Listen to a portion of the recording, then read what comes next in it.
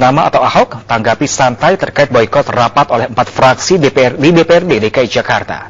Boikot tersebut terjadi lantaran keempat fraksi DPRD mempertanyakan keabsahan status Gubernur Ahok, dan berikut pernyataannya.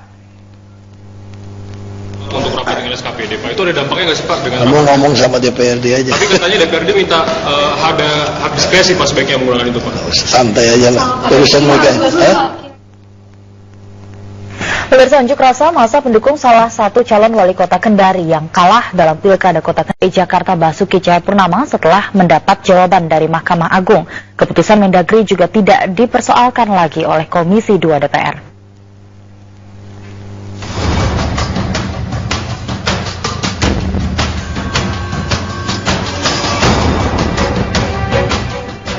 Kementerian Dalam Negeri masih memberi kesempatan Ahok menjabat karena menunggu putusan pengadilan. Menurut Kementerian Dalam Negeri, belum ada kepastian pasal mana yang digunakan jaksa untuk menuntut Ahok, apakah pasal 156 atau 156A Kitab Undang-Undang Hukum Pidana. Dalam kasus dugaan penistaan agama ini, jaksa penuntut umum memang mendakwa Ahok dengan dakwaan alternatif antara pasal 156 dan 156A Kitab Undang-Undang Hukum Pidana. Ancaman hukuman kedua pasal ini pun berbeda.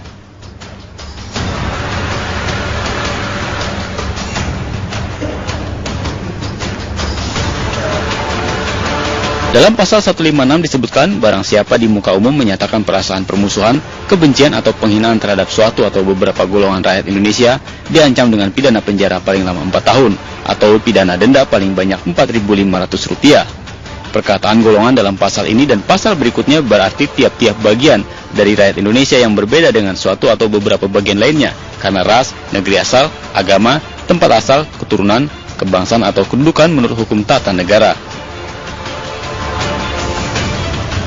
Sedangkan pasal 156A menyatakan dipidana dengan pidana penjara selama-lamanya 5 tahun barang siapa dengan sengaja di muka umum mengeluarkan perasaan atau melakukan perbuatan A. yang pada pokoknya bersifat permusuhan, penyalahgunaan atau penodaan terhadap suatu agama yang dianut di Indonesia.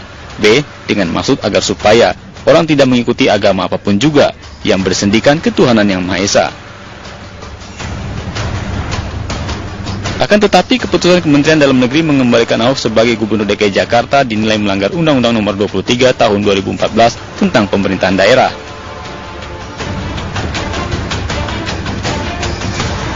Pasal 83 ayat 1 Undang-Undang Nomor 23 Tahun 2014 menyatakan kepala daerah dan atau wakil kepala daerah diberhentikan sementara tanpa melalui usulan DPRD karena didakwa melakukan tindak pidana kejahatan yang diancam pidana penjara paling singkat 5 tahun.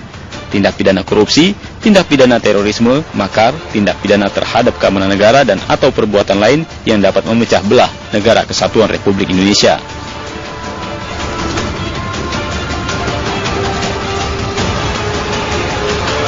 Menurut mantan Ketua Mahkamah Konstitusi, Mahfud MD, tidak ada pasal lain yang bisa menggantikan pasal 83 ayat 1 Undang-Undang Nomor 23 Tahun 2014, kecuali jika Presiden Joko Widodo menerbitkan peraturan pemerintah pengganti undang-undang. Kontroversi jabatan Ahok ini membuat Presiden Joko Widodo memerintahkan Menteri Dalam Negeri meminta fatwa ke Mahkamah Agung.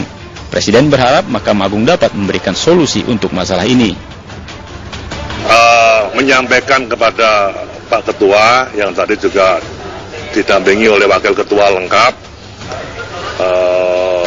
intinya kami sudah menyerahkan sebuah surat permohonan kepada Ketua MA meminta fatwa atau pendapat hukum terkait dengan apa yang akan pemerintah dalam hal ini Kemendagri putuskan berkaitan dengan kasus terdakwa Gubernur DKI Saudara Basuki Cahayapurnama yang sedang dalam proses persidangan. Nah, saya sebagai pemerintah untuk mengambil keputusan diberhentikan sementara atau tidak, itu menunggu tuntutan dari jaksa penuntut umum di pengadilan. Karena dakwaan sebagaimana register pengadilan negeri kepada yang kami dapatkan, dakwaannya itu masih ada alternatif pasal ini atau alternatif pasal ini. Nah, dua pasal yang ada alternatifnya ini ancamannya 5 tahun dan di bawah 5 tahun. Nah, saya sudah pernah tidak memberhentikan sementara seorang gubernur yang terdakwa, tapi tuntutannya, dakwaannya hanya 2 tahun sampai berkekuatan hukum tetap. Menanggapi surat Kementerian Dalam Negeri, Ketua Mahkamah Agung Hatta Ali mengatakan pemerintah sendirilah yang harus memutuskannya.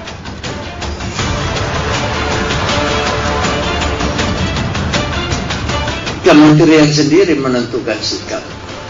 Sebab fatwa ini ya mau diikuti silakan, tidak diikuti juga ya silakan. Fatwa ketentuannya tidak mengikat, harus diikuti. Jadi toh tidak menyelesaikan ya. Jadi hasil muara terakhir ada di Kemendagri Pak ya? Ya, tapi Kemendagri kalau kita baca di mana di running text katanya mau menyerahkan kepada Mahkamah Agung. Oleh karena itu saya tidak bisa komentari, itu pun belum saya baca dan belum sampai. Ya, untuk itu tidak boleh kita jawab seadanya tanpa melihat konteks masalahnya. Menteri Dalam Negeri tetap konsisten pada keputusannya tidak memberhentikan sementara Ahok sambil menunggu proses peradilan. Tim Liputan MNC Media memberitakan.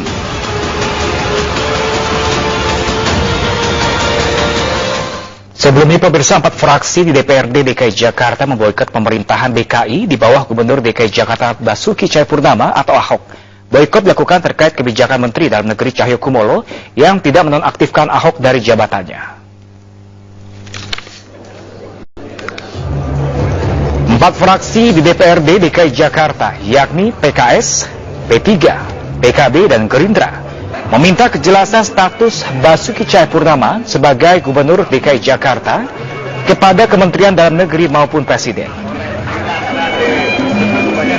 Selama belum ada kejelasan status Ahok, 4 fraksi tersebut menolak untuk melakukan rapat dengan SKPD DKI Jakarta. Kejelasan Ahok diperlukan untuk menentukan apakah nantinya kebijakan yang dikeluarkan Ahok seperti Pergub cacat hukum atau tidak. Wakil Ketua DPRD DKI Jakarta dari fraksi PKS, Tri Wiwisaksana menekankan bahwa hal ini sesuai dengan pasal 83 ayat 1 Undang-Undang Nomor 23 Tahun 2014 tentang Pemda yang menyebutkan seorang kepala daerah yang menjadi terdakwa harus diberhentikan sementara. Nah, kalau waktu ada yang waktu masa kesambungan. Wakil Gubernur DKI Jakarta Jarod Saiful Hidayat menyayangkan boikot yang dilakukan 4 fraksi partai di sepakat dengan Menteri Dalam Negeri untuk tidak memberhentikan sementara Gubernur DKI Jakarta Basuki Cahayapurnama yang berstatus terdakwa sampai ada putusan pengadilan. Hanya Partai Keadilan saja yang keberatan dengan keputusan Menteri Dalam Negeri tersebut. Mayoritas fraksi di Komisi 2 DPR tidak mempersoalkan lagi keputusan Menteri Dalam Negeri yang tidak memberhentikan sementara Basuki Cahayapurnama dari jabatan Gubernur DKI Jakarta meskipun ia berstatus terdakwa kasus dugaan penistaan agama. Kesepakatan antara Komisi 2 DPR ini ditetapkan dalam rapat kerja antara Komisi 2 dengan Menteri Dalam Negeri siang tadi. Hanya fraksi Partai Keadilan Sejahtera yang tegas menyatakan keberatan atas keputusan Kemendagri yang tidak memberhentikan sementara Ahok. Menurut Wakil Ketua Komisi 2 DPR dari fraksi PKS, Al-Muzamil Yusuf menilai ada sejumlah kejanggalan dalam keputusan Mendagri tersebut. Namun Menteri Dalam Negeri Cahyokumolo menyatakan akan menentukan status Ahok setelah putusan pengadilan.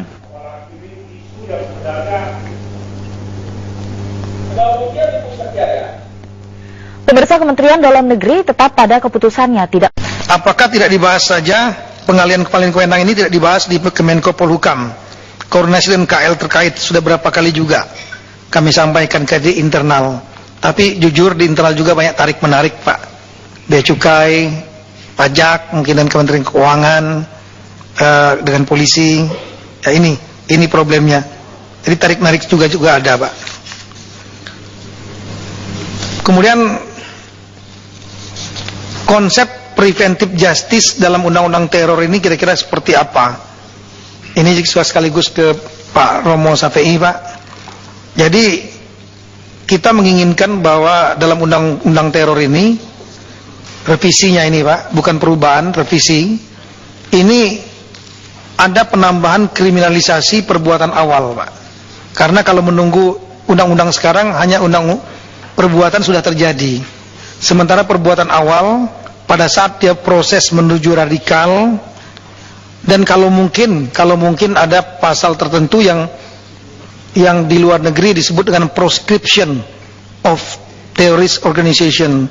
Jadi bagaimana memberikan kewenangan misalnya BNPT atau Polri untuk menetapkan satu organisasi, baik organisasi formal atau informal rahasia, dianggap sebagai organisasi teroris. Nah, kemudian ada sanksinya. Sanksinya adalah siapapun juga yang bergabung membantu organisasi itu akan dikenakan pidana. Wah, itu akan sangat efektif sekali. Karena misalnya sekarang Al-Jamaah Al-Islamiyah terlibat bom Bali, bom Marriott dan lain-lain, ditetapkan oleh BNPT atau Polri dianggap sebagai organisasi teror, sehingga kita tidak perlu menunggu bom meledak, cukup membuktikan bahwa si A atau si B itu adalah anggotanya, sehingga kita bisa proses pidana lebih dahulu. Kemudian berkaitan dengan peran TNI, Pak, kami sudah berdiskusi dan bertemu langsung, bahkan sudah didengar langsung oleh Menkumham. Prinsip dari Bapak Panglima TNI adalah beliau minta satu ayat atau satu pasal saja yang isinya bahwa terorisme adalah kejahatan terhadap negara. Jadi bukan keamanan negara, kejahatan terhadap negara. Nah, saya tanya implikasinya akan dicantol ke undang-undang TNI, yaitu operasi militer selain perang. TNI dapat bertindak jika ada perintah dari presiden tanpa memerlukan bantuan dari permintaan bantuan dari kepolisian. Tapi dalam keadaan-keadaan khusus seperti kasus Tamrin, kasus Tinombala, kalau memang kesulitan dan mengancam bisa langsung. Itu harapan dari beliau. Jadi cukup menyampaikan kepada kami, bahkan menyampaikan dengan Pak Menkumham, bila perlu tidak usah kata-kata TNI, tapi cukup terorisme adalah kejahatan terhadap negara. Itu mungkin bisa dikonfirmasi ke beliau, Pak. Meskipun dalam praktek kita juga tentunya mengharapkan TNI dapat masuk juga di pencegahan melalui BNPT. Sekarang direktur deputi pencegahan sudah dari TNI, Maijen Abdurrahman. Kemudian juga di moderasi atau rehabilitasi, itu juga kita harapkan teman-teman TNI dengan kemampuan intel dan kemampuan teritorialnya dapat bersama-sama dengan Polri dan semua stakeholder untuk menangani. Karena di dalam undang-undang teror itu hanya berisi perbuatan dan sanksi hukum. Sementara bahasa pencegahan dan bahasa rehabilitasi belum ada. Ini kita harapkan bisa muncul sehingga penanganannya akan lebih komprehensif. Kemudian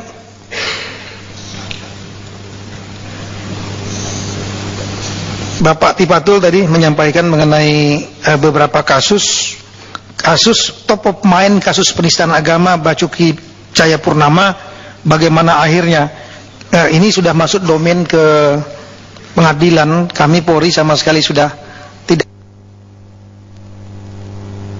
Ini berkaitan dengan pertanyaan-pertanyaan tadi. Ada beberapa kasus pasangan calon yang dilaporkan kemudian diproses oleh Polri. Nah, ini memang dilematis. Kami dari awal sudah kami sampaikan, waktu raker yang dulu juga kami sampaikan Desember, bahwa kalau kasusnya saudara Basuki Cahayapurnama diproses, maka sebetulnya ada surat edaran dari Kapolri yang lama 2 kali, Pak Sutarman dan Pak Badrodinaiti, untuk mempending semua proses hukum pasangan-pasangan calon sampai dengan selesai. namun tuntutan saat itu sangat keras sekali agar saudara Basuki Cahayapurnama diproses hukum. Sehingga kami melihat situasi, dan memang surat edaran itu tidak memiliki dasar hukum yang kuat, bukan perkap, bukan apa-apa, surat edaran saja, sehingga akhirnya kita nafikan. Dan proses hukum Basuki Cahayapurnama, meskipun saat itu sudah sebagai pasangan calon ditetapkan, kita teruskan. Tapi sudah kami sampaikan resikonya kalau nanti ada 100 pilkada lain, ada yang melapor, kami nggak bisa nolak. Karena Basuki Cahayapurnama proses hukum. Termasuk kalau ada pasangan calon lain di Jakarta yang dilaporkan, kami juga nggak bisa nolak. Karena Basuki Cahayapurnama pun diproses dan bahkan sudah sampai di sidang. Berlaku azas equality before the law. Itu problemanya. Kemudian masalah bendera-bendera yang ditulis, ini sudah kita proses karena memang waktu itu viral di media massa, sehingga kita akhirnya melakukan langkah cari, tangkap. Tapi setelah mengetahui motif yang bersangkutan ini tidak sama sekali untuk membuat negara dan lain-lain, hanya euforia saja. Dan kemudian yang bersangkutan juga punya tanggungan anak, sehingga kita segera keluarkan. Dan ini kita sampaikan di media sebagai bagian dari pembelajaran dan sosialisasi. Sekarang yang bersangkutan sudah tidak di kita lagi, sudah pulang ke rumah, sudah lama sekali. Kemudian mengenai masalah simbol-simbol PKI, saya kira yang banyak ini kita tetap berpatokan kepada undang-undang. Undang-undangnya jelas melarang, Undang-Undang nomor 27 tahun 99, yaitu penyebaran Marxisme, Leninisme dan lain itu dilarang. Maka kami konsisten, begitu ada simbol-simbol seperti ini, baju dan lain-lain, ya kita proses. Meskipun banyak juga yang kontra mengatakan ini kan sekedar euforia anak-anak dan lain-lain. Tapi tetap kita melihat bahwa kembalikan lagi kepada aturan, ya tidak boleh melakukan penyebaran doktrin Marxisme, Leninisme dan komunisme. Itu diatur dalam Undang-Undang nomor 27/99, sehingga kita tegakkan aturan itu. Nah, kalau ada yang memproduksi, kita tangkap pasti. Kemudian lanjut mengenai masalah putusan MK yang 7 hari. Memang ini menjadi dilematis bagi kami, cukup memberatkan. Tapi kita sudah kerjasama, Pak Kabar Eskrim sudah diskusi dengan jaksaan, membuat semacam MOU. Jadi diantaranya adalah agar kolom biasanya SPDP ini, surat pemberitahuan dimulai penyidikan, ini harus mencantumkan nama tersangka. Nah, kita minta jangan dicantumkan nama tersangka, tidak wajib dicantumkan nama tersangka. Yang dicantumkan nama pelapor saja. Karena contohnya misalnya kasus pembunuhan, bom Bali, pelakunya tidak ada. Dalam waktu 7 hari kita sudah sampaikan SPDP. Kalau disertakan tersangka, tersangkanya belum ketemu. Sehingga pelapornya saja cukup mungkin disampaikan. Kemudian ada beberapa inovasi dari Polres dan Polda. Itu ada sistem, nanti akan kita angkat ke tingkat nasional, yaitu SPDP online. Jadi dengan SPDP online ini, perkara yang masuk setelah dilidik, kemudian dinaikkan sidik, kita bisa langsung online sampaikan kepada kejaksaan. Ini di Jawa Timur beberapa Polres sudah melaksanakan. Contohnya di Lamongan. Kemudian untuk masalah FPU yang di Sudan. Jadi tim FPU 8 yang sudah setahun lebih, pada waktu mereka akan kembali, mereka menaruhkan barang-barang sebanyak 130-an koli akan kembali. Pemirsa, Komisi 2 DPR RI dan Menteri Dalam Negeri sepakat untuk tidak memberhentikan sementara Gubernur